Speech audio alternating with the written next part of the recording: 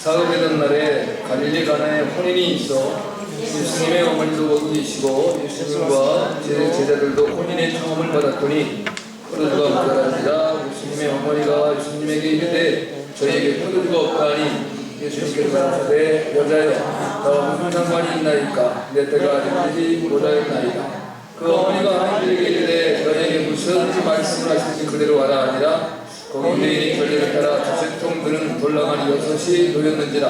예수님께서 저에게 이르시되 항아리에 물을 채우라 하시니 9가지 채우니 이제는 또 은행 갖다 주라 짐에 갖다 주었더니 은행장은 물로 된 포도주를 맛보고 어디서 났는지 알지 못하되 물도 나인들은 알더라. 은행장이 신랑을 불러 말하되 사람마다 먼저 좋은 포도주를 내고 취한 후에 낮은 것을 내고는 그들은 지금까지 좋은 포도주를 두었도다 하니라. 예수님이 처음 표적을 갈릴리 가나에 행하여 그 영광을 나타내심에 제자들이 그를 믿으니라. 인사하십니다. 오직 예수님 인정하시다. 오늘 가정의 회복 이런 말씀으로 함께 은혜 나누기 원합니다. 이스라엘 백성은 1948년 5월 14일에 독립하기까지 약 1900년 동안을 세계의 방황에 흩어지고 살았습니다. 예수님이 이제 역사하시고 사역하신 때는 AD 30년 전에 어간이십니다만은 그러나 이제 그 후에 이제 이스라엘 백성들이 예수님을 십자가 못 박아 죽인 죄악 때문에 유대인들에게는 그러한 이제 재난과 재앙이 닥쳐와서 AD 70년 이제 8월 11일 로마의 베스페시안 황제의 아들 이제 타이투스라고 말하는 디도라고 성경에 기록돼요. 디도 장군에 의해서 이제 300명의 정예군에 의해서 완전히 3만 명의 정예군에 의해서 무너져 내리고 이제 이스라엘이 역사 속에서 자취를 감췄다가 1948년 5월 14일에 독립했습니다. 그런데 독립되기까지 이스라엘 백성들이 꼭 지니고 다녔던 것 5가지가 있다. 첫째는 이제 이스라엘 땅의 흙이에요. 흙. 그래서 이제 그 흙을 그들이 싸들고 다니면서 그 자루를 걸치고 죽으면 그 시신에 그 흙을 함께 묻었다고 해요. 이제 우리가 잘 아는 것처럼 이스라엘의 흙을 가져간 사람이 성경에 등장이 돼요. 누구예요? 아람의 군대장관 나아만. 이 사람이 문둥병에 걸려가지고 이제 고칠 수가 없는 상황인데 이스라엘과 전쟁에서 게디바이아를 총으로 잡아왔는데 나아만의 그 안주인의 몸종 역할을 했는데 나병이 보고 이스라엘의 하나님의 선지자를 만나면 해결하는데 그 이제 그 하나님의 선지자 엘리사가 요단강에 7번 씻으라 그 게하시를 내보내가지고 자기가 이제 나와서 맞아서 아이고 이제 이 강대국의 이 그 왕의 총애를 받는 장관이 오셨습니까? 제가 어떻게 해서 치유해주기로 하는데 이럴 줄 알았는데 얼굴도 코빼기도 안 맺히고 종 하나 보내가지고 요단강에 가서 이제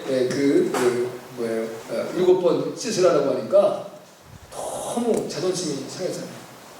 우리 땅에는 이 요단강보다 깨끗한 이제 강들이 2개나 있는데 내가 이제 깨끗하지도 않은 요단강물에 들어갔던 아우리야. 근데 좋은 이제 부활을 두었어요. 여러분 이제 여러분이 사실을 내가 능력이 없으면 내 주변에 좋은 사람들이 있으면 행복할 수 있어요. 네, 그래서 이제 그 종이 이렇게 말합니다. 만약에 하나님의 종 선지자께서 장군님에게 더 어려운 일을 부탁해도 들어주지 않겠습니까? 그런데 요단강에 들어가서 7번 씻고 나오는 게 뭘 어렵습니까? 다시 발길을 돌려서 요단강에서 들어와서 이제 7번 들어갔다 나왔더니 어린아이의 살같이 이제 깨끗해졌더라. 할렐루야. 자기 예물을 드리려더니 예물을 이제 받지 않죠. 지금이 어떻게 이제 돈을 받고 이제 무언 이제 유익을 얻을 때냐. 지금 그럴 때가 아니라는 거죠. 근데 이제 그가 말하죠. 그러면 내게 부탁이 하나 있는데 이 이스라엘의 흙을 제가 담아가지고 가게 해주십시오. 제가 항상 이제 경배하고 예배를 드릴 때는 이 흙을 놓고 이스라엘 하나님을 위해서 예배를 드리겠습니다. 단지 내가 왕의 신하이기 때문에 왕이 이제 림몬의 산당에 들어가 제사할 때는 어쩔 수 없이 내가 그를 수정드려야 되는 건데 내 마음은 그렇지 않으니까 나를 이해를 해주시길 바랍니다. 이스라엘 땅. 근데 이스라엘 백성들은 그 시대에 이제 그 이방인 아람의 군대장관 나아만이 그렇지만 이스라엘 백성은 그런 이제 규례가 있었던 거예요. 그래서 이들은 비록 나라를 잃고 땅을 잃었지만 흙을 담아서 가지고 다녔다. 그 다음에 두 번째가 되면 그게 토라요. 성경, 하나님의 말씀. 아무리 힘들어도 하나님의 말씀은 가지고 다녔습니다. 그 다음에 시킨 것이 이제 안식이래요. 지금 말하면 주일이어야 됐겠죠. 당시 그대 이제 구약시대 이스라엘 백성들이 시켰던 건 안식이니까 안식일을 잊어버리지 않았습니다.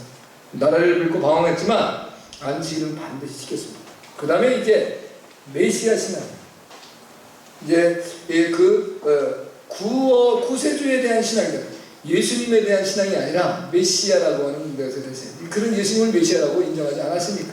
그러나 이제 그 메시아가 오시면 우리의 나라를 회복할 뿐만이 아니라 우리의 영광을 회복할 것이다라고 하는 그러한 믿음과 신앙을 가지고 살았습니다.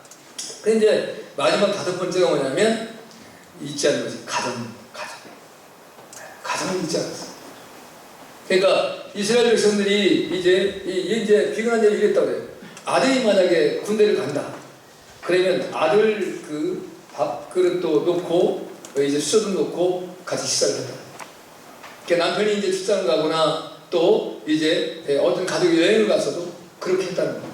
그만큼 가정을 소중히 여겼어요. 그러니까 쉽게 말하면 자기들이 살 집은 없지만 가정은 잃어버리지 않았다. 그만큼 소중한 거예요. 가정. 그러니까 이제 우리 이 시대에는 내가 살아가는 집은 있는데 가정이 없는 사람도 있어요. 이렇게 말하면 무슨 말씀이신가? 뭐 이제 그냥 눈에 보기에는 가정의 관계가 형성되어 있는데 실제적인 가정이 존재되지 않는 사람들이 있을 수 있다는 거예요. 여러분이 이제 우리 믿는 사람에게 그런 가정이 있어서는 안 되겠지만 혹 그런 모습이 있다고 한다면 오늘 말씀을 통해서 여러분들의 가정이 회복되어지고 여러분의 가정이 복됨이 넘쳐나시고 주님을 축복합니다. 오늘 사실은 이제 가나의 혼인잔치라고 표현되어 있는 이 예레미야서 2장 1절에 11절 말씀을 너무 잘 아는 말씀. 물이 포도주가 되게 만드신 사건. 근데 사실은 여기에는 혼인잔치의 중요함도 있지만 이제 요한복음 2장에서 나와 있는 주인공은 예수님이죠. 그래서 이제 11절의 말씀에서는 그렇게 말씀하잖아요.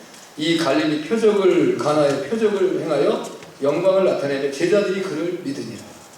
예수님의 제자들이 예수님을 더 믿을 수 있는 그런 계기가 되어주는 그 근거가 바로 이 갈릴리 가나의 혼인잔치죠. 그런데 여러 가지 다양한 상황도 있고 뭐 병도 고치고 귀신도 쫓아내고 죽은 자도 살리고 다양한 것을 나타낼 수 있는데 왜 하필 혼인집에서 이런 일들을 이루셨을까?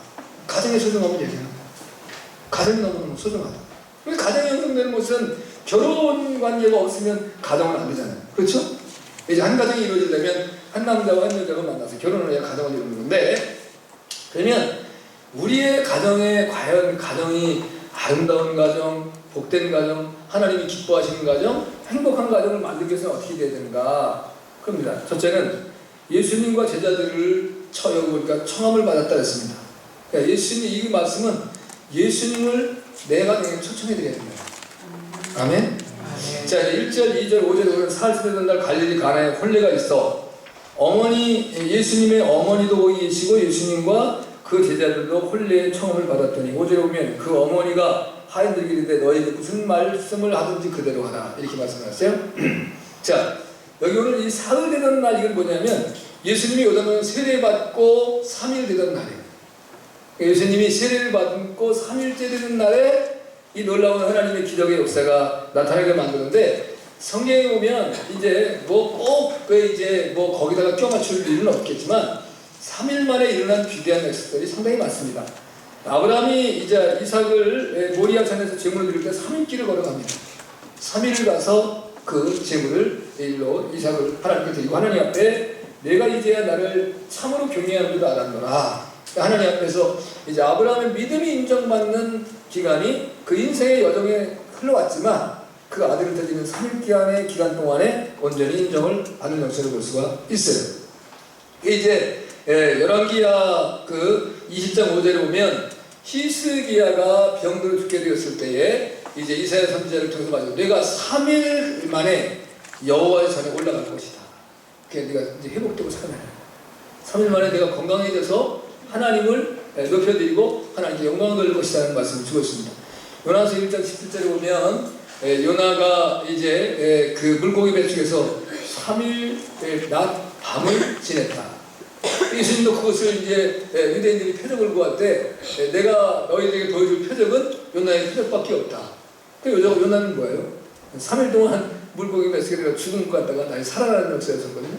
예수님께서 너희가 이 성전을 올라, 예루살렘 성전을 보고 말했어요. 성전을 보면서 말했어요. 성전을 올라, 내가 3일 만에 성전을 세우리라.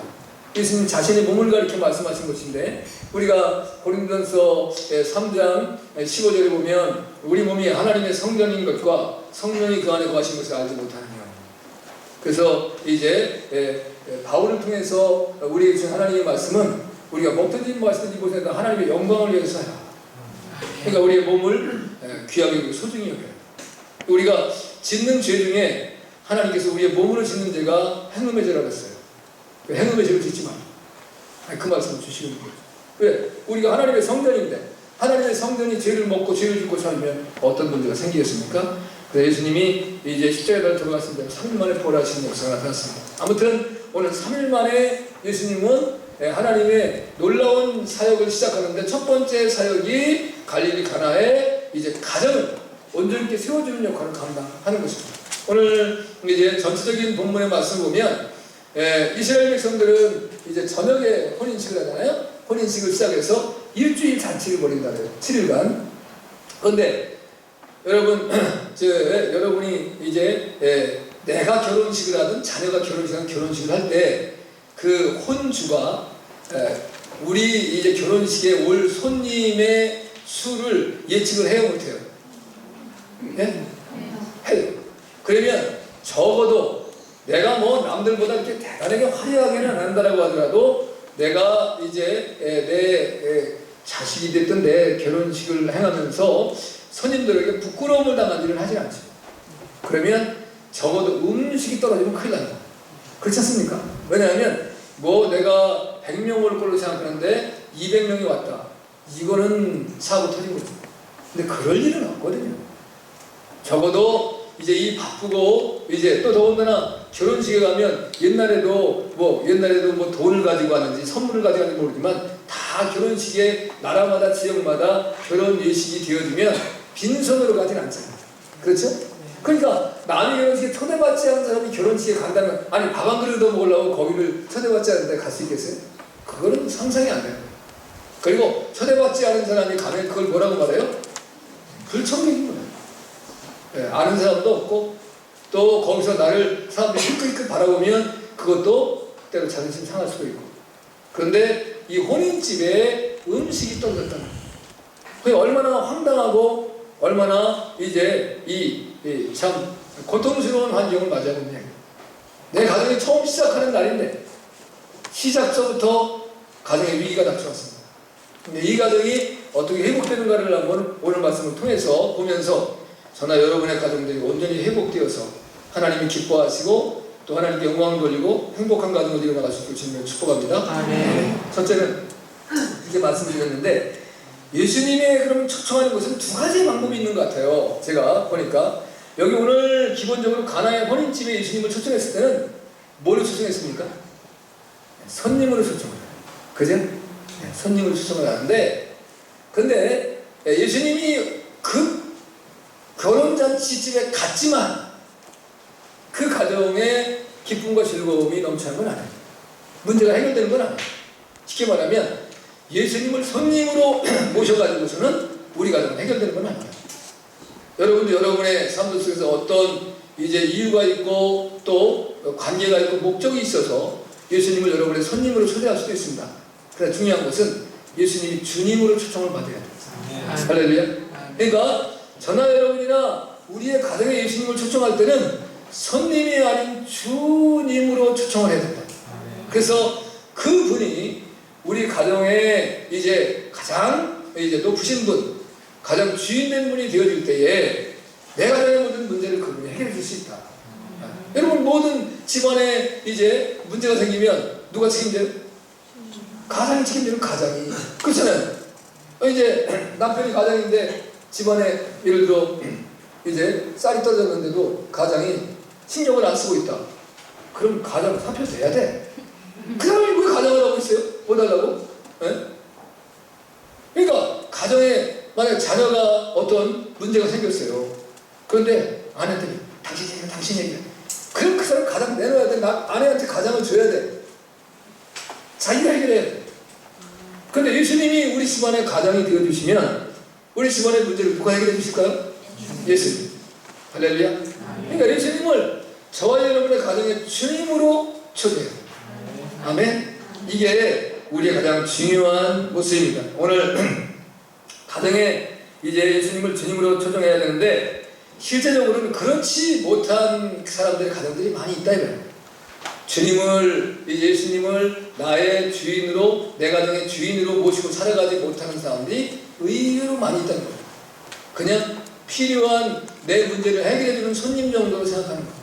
내가 어려울 때 내 문제 부탁이라 좀 해서 그거 들어주면 감사. 그렇지 않으면 또 내가 별것도 아니네 이렇게 되어버리는 그런 상황이 우리에게 많이 있는 것 같습니다. 예수님이 높임을 받는 곳이 천국이라고 우리가 고백하는 거예요. 쉽게 말하면 이제 내 마음이 예수님을 높이면 나는 마음의 천국이 이루어지겠죠. 내 가정이 예수님을 높여드리면 가정 천국이 이루어지지 않겠습니까? 아멘. 교회가 주님을 높여드리면 교회가 천국이 되지 않겠습니까? 아멘. 나라가 오직 주님을 높여드리면 그 나라가 복을 받고 살지 않겠습니까? 아멘. 우리가 이 고백을 드릴 수 있어야 된다. 그러니까 여러분이 여러분의 가정에 예수님을 주님으로 초청하는 은혜가 있기를 주님을 축복합니다. 아멘. 시편 128편 1절에 4절에 보면 여호와를 경외하며 그 길을 걷는 자마다 복이 있도다. 내가 내 소리 수고한 대로 먹을 것이다. 여러분이 수고한 대로 먹을 수만 있다면 얼마나 좋겠습니까? 내가 수고한 거 누군가 다 뺏어가잖아요. 응? 나도 모르게 나 슬슬 빼앗기는 거예요. 근데 나중에 지나고 나면 내가 쏘가서 빼앗겼어요. 그때보다 마음이 상하고 이제 상처를 입을 데가 없죠. 그 사람을 내가 믿었는데 이 사람이 나를 속였구나.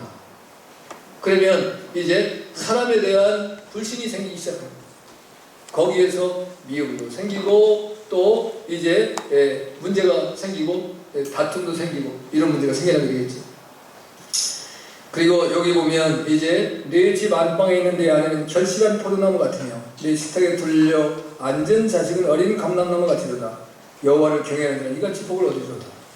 얼마나 아름다운 이제 가정의 풍경입니까?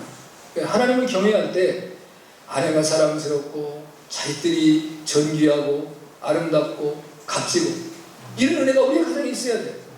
그런데 늘 이제 가정에서 눈만 뜨면 아침부터 쌈박질하고 그리고 자녀들은 이제 부모님에게 그 무시를 당하고 눈치를 봐야 돼. 너는 이제 밥값도 못하고 사냐. 이제 우리 흔히 그런 말 하잖아요. 여러분 그런 말 하시면 큰일 나요. 밥값보다도 훨씬 잘하고 살아가는 거예요. 이제 그래서 내가 내 아들이어서 내 딸이어서 나는 행복하다. 이런 말을 할 수 있어야 돼. 아멘? 부모는 자식에게 그런 고백을 해야 돼요. 자식은 이제 아버지가, 어머니가 나의 아버지, 나의 어머니라서 난 너무너무 행복합니다. 야, 애들만 한번 해볼래? 한번 해보자. 시작. 당신이 나의 아버지라 너무 행복합니다. 당신이 나의 어머니라 너무 행복합니다. 정말로? 여러분 그런 삶을 사셔야 돼. 아멘. 그러면 너무너무 행복한 거예요, 가정이. 그런데 이제 사람들 앞에 우리 아버지가 부끄럽고 우리 어머니가 부끄러워지면 그건 불행한 가정이에요. 최고로 아름답고 행복한 가정이 돼야 돼요. 그런 모습은 이제 예수님을 주님으로 모시면 그게 가능하다. 아멘. 아멘. 예수님께서 이제 내 가정을 만드셨고 또 나의 부모님을 허락해 주셨고 또 나의 자녀들을 나에게 허락해 주셨고. 아멘 안 하시죠? 아멘. 힘들게 하시려고 작정을 하시는가? 너무너무 중요한 거예요. 아멘. 절대로 비교하지 마세요. 다 사람마다 각각의 타고난 밸런스도 있고 재능도 있습니다. 근데 이제 문제는 상처를 주지 말아야 돼요. 상처. 이 상처가 참 치유되는 게 어려워요. 근데 상처는 이게 입기가 어려워요, 쉬워요? 쉬워요. 이게 참 비밀이에요. 상처 입는 건 쉬운데 상처가 치유되는 건 너무 어려워. 그러면 그 방법이 뭐가 있겠어요? 상처를 주지 말아야 되죠. 그럼 치유할 이유가 없잖아요. 그러니까 주님을 여러분이 주인으로 모시고 여러분이 삶에 또 이제 남편 때문에 또는 아내 때문에 또는 자녀 때문에 또는 부모님 때문에 괜히 내가 막 끌어오르려고 할 때 주님을 기억하면 그걸 이기고 살아갈 수 있는 힘이 생기는 거예요. 할렐루야. 그 은혜가 여러분 가정에 넘쳐나시길 주님을 축복합니다. 아멘. 두 번째는 무슨 말을 하든지 그대로 하라. 5절부터 8절까지의 말씀인데 이렇게 말해요. 예수님께서 어머니 마리아가 그 어머니가 아이들에게 이르되 너에게 무슨 말씀을 하시든지 그대로 하라 하니라. 거기 유대인의 정결 예식을 따라 수세통들은 도라가리 6이 놓였느니라. 예수님께서 그들에게 이르시되 항아리에 물을 채우라 하신즉 아귀까지 채우니 이제는 떠서 있는 양에 갖다 주라 하심에 갖다 주었더니. 이 가정에서 어른의 공경을 받아야 돼요. 자, 이제 사실 예수님의 어머니 마리아가 이 가나의 혼인잔치집에 굉장히 가까운 친척으로 이해할 수 있어요. 근데 사실 그 집에 그 음식 떨어져가지고 마리아가 나서야 될 이유가 있어요, 없어요? 그냥 손님이면 그럴 필요 없어요. 괜히 나가 왜 그래요? 그건 뭐 이제 그 신랑의 부모가 알아서 하든지 뭐 신랑이 알아서 하든지 할 일이 내가 나설 일이 없는 거거든요. 그러나 이분이 그 가족과 어떤 친척의 관계인지는 모르지만 여기서 어른 역할을 감당하는 거예요. 그래서 이제 이 가정의 문제를 해결해 주기 위해서 예수님이 이제 그 마리아가 나서는데 마리아의 친족인 그 가나의 혼인집 가족이었었는데도 불구하고 예수님이 주님인 것을 몰라요. 예수님이 주님인 것을 아는 사람은 마리아 하나예요. 그래서 마리아가 이제 그 예수님의 말씀대로 하인들에게 그가 뭐라고 말씀하시는지 그를 따라서 하라. 그런데 하인들 입장에서 아니 도대체가 자기가 주인도 아닌데 와가지고 더군다나 저 젊은 사람의 얘기를 들으라는 말이에요. 우리 보러? 이렇게 생각할 수 있잖아요. 그런데 그 말을 그대로 듣고 따르는 거예요. 여러분 때때로 보면 우리 자녀들이 부모님을 볼 때 우리 부모님은 노력을 안 해. 우리 부모님은 생각이 없어. 뭐 이렇게 볼 수도 있어요. 그 다음에 우리 부모님은 나는 이 다음에 크면 자기 안 살 거야. 좀 자기를 위해서 가꾸기도 하고 투자도 하고 좀 이렇게 자기의 삶도 살아야 되는데 다 보면 이제 게으르고 신경도 안 쓰고 대충 살고 아니 이럴 수도 있어요. 자녀 볼 때. 그래도 그 부모님을 공경해야 돼. 아멘? 그게 나의 부모니까. 그리고 우리 부모님이 하시는 말이 어법이 틀릴 수도 있어요. 이제 그 말이 근데 자녀는 알아들어. 남은 못 알아듣는 자녀는 저게 그 말을 하는 거구나. 그런 데서 아유 엄마 그 말이 틀렸거든? 이렇게 말하지 말고 네 알았습니다. 이래야 된다는 거예요. 아멘? 아멘. 그 어머니가 나를 위해서 나를 사랑하기 때문에 나를 양육하느라고 어머니는 배울 게 요즘에 보면 이제 나이가 70이 되고 60이 넘으셔가지고 이렇게 동이나 어떤 시에서 하는 학교를 다니시는 분들이 있어요. 글을 배우시려고. 그거 보니까 뭐 차도 오더만요. 차 와가지고 시골에도 보니까 뭐 그 차가 다 어디서 태워져가지고 뭐 학생들이라고 선생님은 아들 딸벌 되는 사람인데도 거기다 음식을 싸서 또 가지고 가고 또 맛있는 거 나눠주기도 하고 선생님하고 하더라고요. 근데 이제 그걸 보면 배우지 못한 사람의 입장에서는 배우려고 하는 이 마음의 열망과 그 간절함이 있었다 없었다? 엄청 있었다. 그런데 내 자녀를 양육하며 키워오는 과정 속에서 그러할 여건과 환경이 안 됐다는 거예요. 자식은 그 부모를 귀하게 여기고 존중히 여겨야 돼요. 네. 내 부모가 남놓고 기억자를 몰라도 그 부모는 나에게 가장 소중한 분이에요. 이 천하에서 하나님 다음에는 그 부모님이 소중하신 분이에요. 그걸 여러분 인정하고 사셔야 돼요. 여기 보면 이제 예수님도 어른을 얼마나 공경하는 걸 보시면 알아요.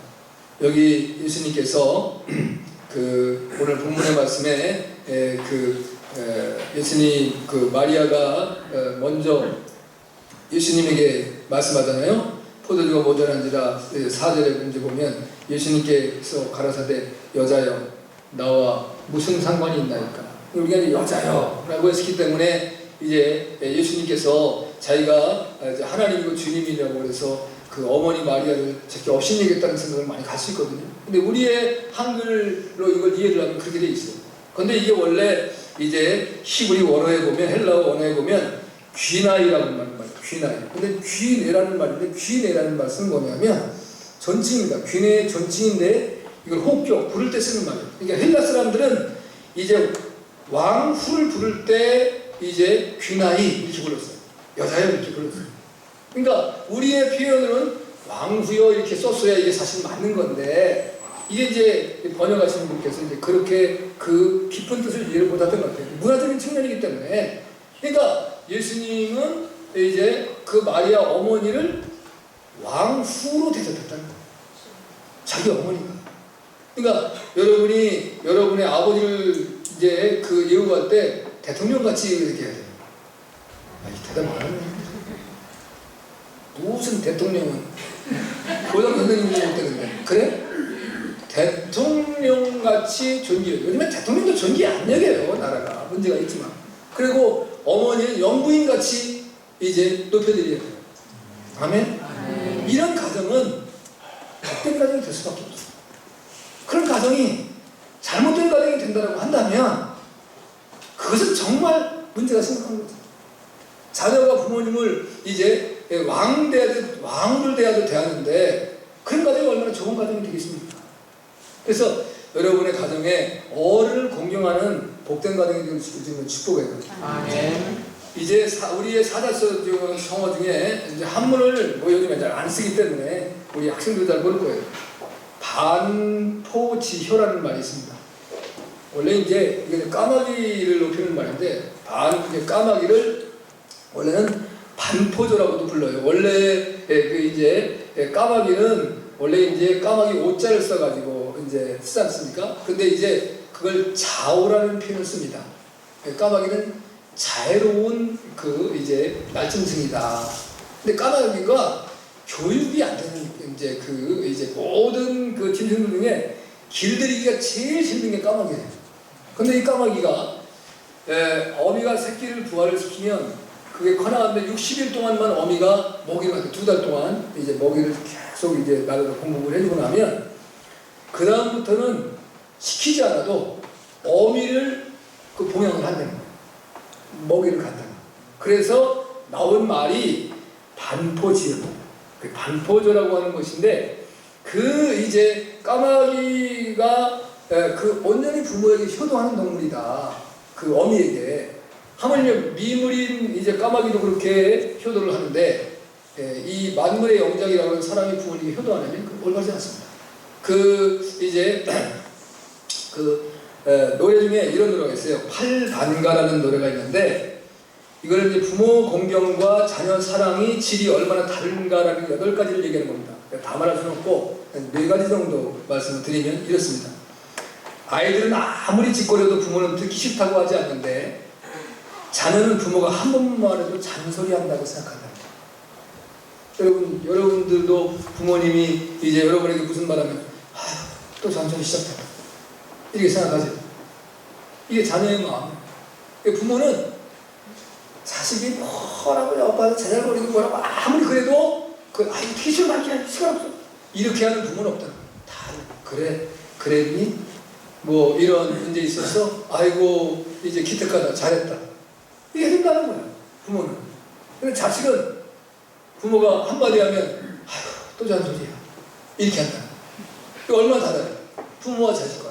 그 다음에 둘째는 부모는 아이가 오줌똥도 싫어하지 않는데 자녀는 이제 그 부모가 침만 뱉어도 싫어한대요.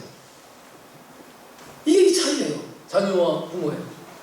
그 다음에 이제 세 번째는 자녀는 부모 모시기를 싫어하지만 부모는 10자식이라도 이제 그 남주기를 싫어한다. 자식의 입장에는 부모는 하나예요. 근데 부모 입장에는 자식이 열이 있을 수도 있어요.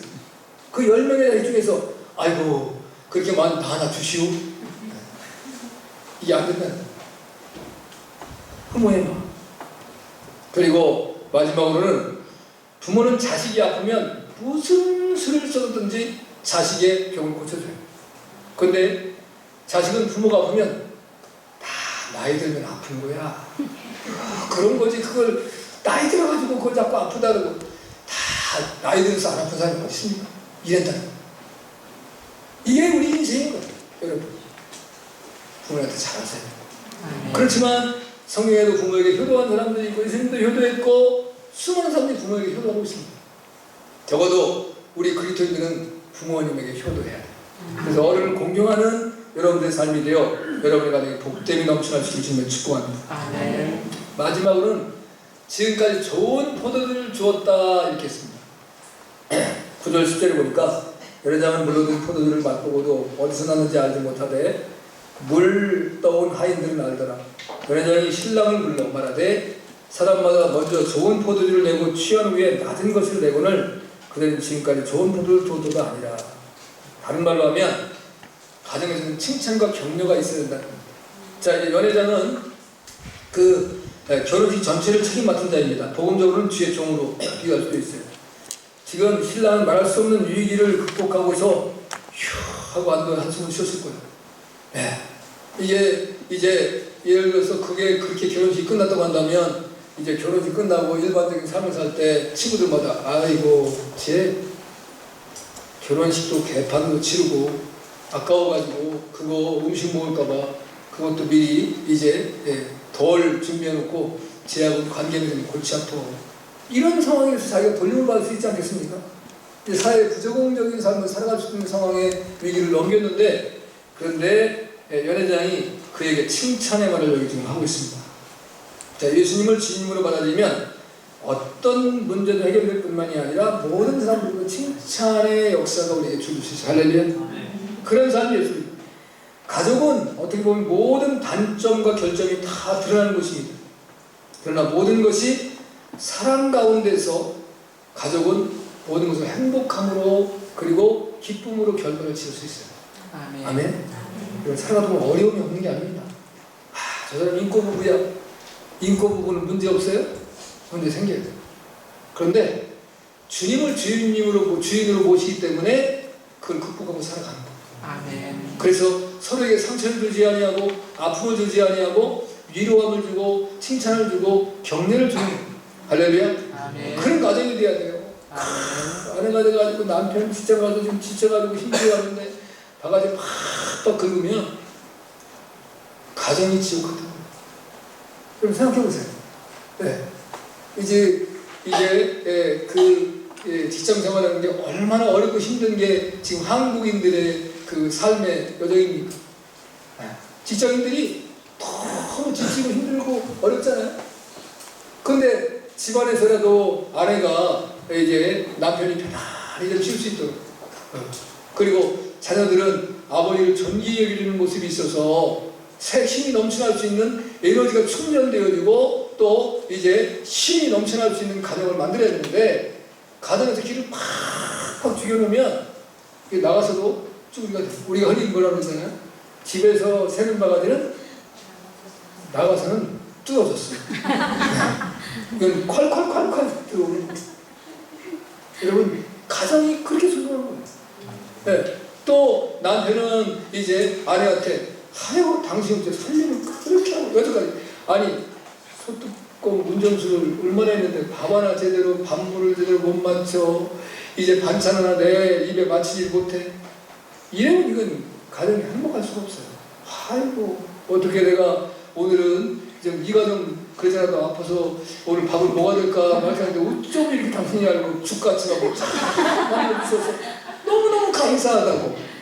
아니 이러면 이게 얼마나 행복한 가정이 되는 거예요. 그런데 뭐 하나 가지고 시비를 걸고 제 대전에서 목회할 우리 집사 하나 있는데 굉장히 이 사람 까칠한 친구예요. 근데 이 사람은 밥을 있잖아요. 그걸 뭐를 술떡같이 만들어요. 아주 이건 뭐 꼬들꼬들이 아니라 일반인은 씹을 수가 없어. 그러니까 이제 교회에서 점심을 먹는데 자기 밥은 싸. 왜냐면 그 밥은 못 먹는 거야. 이거는 그냥 씹히지 않는 맛이 없다는 거야. 그러니 그 아내가 밥을 몇 개를 해야 돼. 기본적으로 2개를 해야 되잖아. 그죠? 이제 부모님 안 모시고 살았을 때 애들하고 자기 밥은 따로 하고 남편 밥은 따로 해야 돼. 보통 힘들냐. 그래서 야, 아니 대충 내가 먹어봤더니 목사님 밥을 씹는 맛이 있어요. 내가 저 사람 뭐가 이 마음에 맺히게 많은 것 같다. 씹으려고 자꾸. 이게 근데 그게 못 바뀌는 거야. 평생을 안 바뀐다.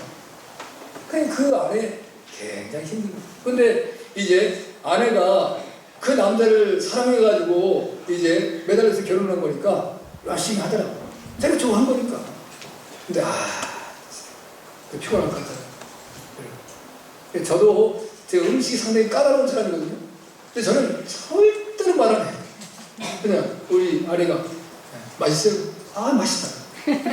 그런데 우리 아내는 알아요. 저 사람이 지금 맛있게 먹는 거지, 맛없게 먹는 거지. 근데 그것까지 내가 그거를 숨길 수는 없어요. 왜? 내가 이제 예를 들어서 깨지락 먹을 수 있는 건 어쩔 수 없이 깨지락 먹는 거야. 그러나 불평은 절대로 안 해. 그냥 준 대로 먹어. 그러니까 저는 또 하나 특징이 말아먹는 걸 싫어해요. 무조건 따로 국밥이야. 그러니까 그것도 좀 불편한 거지. 그렇게 치면은 이제 콩나물 국밥집에 가는데 계속 말아주더라고. 이게 내가 좋아하지 않는 음식인데 치면 먹었어요. 그 다음에는 내가 나중에 돈을 더 주더라도 따로 국밥을 달라고 해서 주문할 때 따로 시키면 따로 국밥이 나오더라고. 그러니까 내가 시키면 주더라고. 그래서 시키면 되는구나. 근데 이제 기본적으로 국을 말아서 주는 국밥들이 있어요. 근데 쟤는 왜 싫어하냐면 그게 불어 터지는 게 싫은 거예요. 그러니까 밥은 밥대로 그냥 먹고 국은 국대로. 음식 자랑하는 거예요. 가정은 그런 가정이 되게 행복합니다. 가정에 율법이 등장하면 가정은 불행합니다. 계속 무슨 그 잣대를 가지고 쟤는 요거 이래서 안 되고 요거 이래서 틀렸고. 어떤 집안에는 자녀들도 이제 부모가 그 자기의 잣대에 요거 맞았나 틀렸나 그렇게 하는 집안이 있더라고요. 그 숨막혀서 어떻게 하나? 그냥 알고도 넘어가고 모르고도 넘어가야지. 그래서 어떤 목사님이 그런 이제 선교사님인데 훌륭한 선교사님이에요. 근데 이제 자기가 밖에서 이렇게 사역을 하고 오면 있는데 아들이 이제 컴퓨터를 하고 있는데 그 아들이 얼굴이 눈동자가 좀 이상해. 그럼 얘가 이제 뭐 현찮은 짓을 한 거야. 정당하지 아니한 짓을 한 거야. 그러면 아빠가 모르는 척하고 넘어가 주는 거야. 그럼 그 다음에 그 아들이 벌써 고치더라고. 근데 그 아들 앞에서 너! 이렇게 해서 이렇게 시작하면 그 아들의 마음의 상처와 더불어 그 아들은 그럴 곳으로 나갈 수 있다는 거예요. 그러니까 때로는 알고도 넘어가주는 모습이 필요합니다. 그것이 가정인 거예요. 이제 가정에는 사랑의 법이 존재해야만 합니다. 할렐루야. 가정의 관계는 기가 막힌 관계입니다. 이것은 하나님이 내신 아주 특별한 관계이죠. 그래서 여러분들은 다 이제 가정의 천사가 돼야 돼요. 부모는 부모 천사, 자녀들은 아기 천사. 얼마나 행복했어요. 근데 그 천사가 악마로 바뀌면 심각해집니다.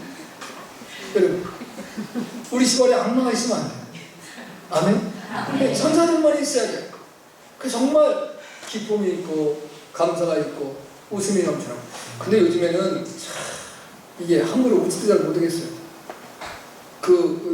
이제 상처가 많은 사람들이 남의 가정에 웃는 것 때문에 그 가정에 이게 해를 끼치는 사람들 있더라고요. 어떻게 살아야 돼요? 여러분 집안에 방음장치하고 사세요. 이거 어떻게 해야 될지 몰라요. 정말 무서운 세상이에요. 지난번에 그 10대의 그 어린애가 70대 할아버지를 때려가지고 이빨도 뚫리고 전치 4중 가는데 뉴스에 나오는 거 봤더니 막 이단 협착으로 차대. 와. 이게 얼마나 무서운 세상이야. 그러니까 어른들이 어떻게 살아야 되는 건지 모르겠어요.